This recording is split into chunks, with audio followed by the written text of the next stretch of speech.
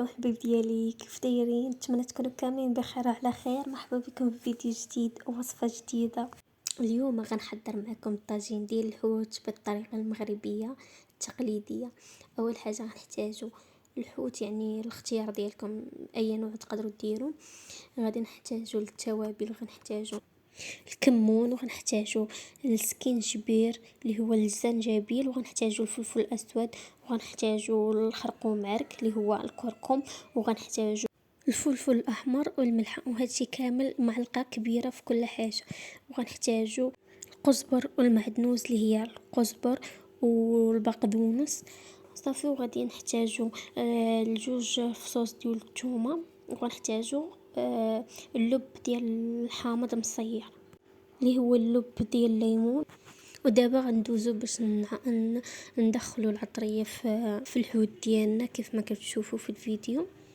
غنضيف العطريه كامله، موراها غنحك هذوك 3 الفصوص اللي شفتوا معايا. ودابا غادي نحكهم وغندخل هذيك العطريه كامله في الحوت ديالي. والحوت اختيار، يعني اي نوع بغيتو ديرو. وكنتمنى انكم تشتركوا في القناه وتفعلوا الجرس باش يوصلكم كل جديد، وتكتبوا لي شي تعليق يكون زوين بحالكم. ودابا غادي ندخلوا ديك العطريه كامله في الحوت ديالي، وغادي نخليوه يرتاح حوالي واحد الساعه بحال هكاك باش يتشرب هذيك العطريه ويجي بنين.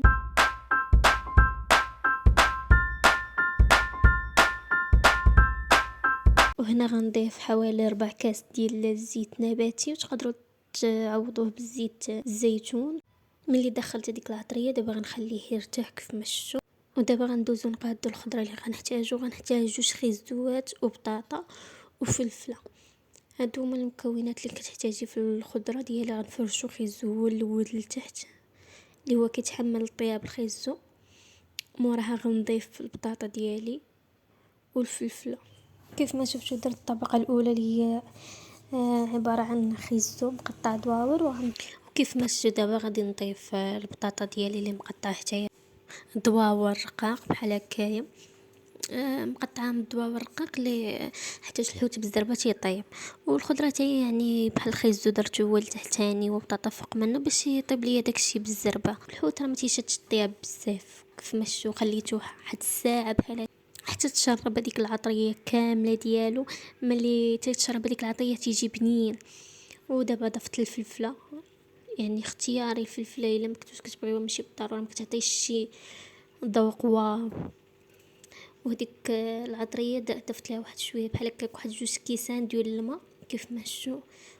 وهاد الماء هو هاد العطريه هي اللي غادي طيب ليا الطاجين ديالي كامل، يعني ما بقيت نزيد لا ما لا والو.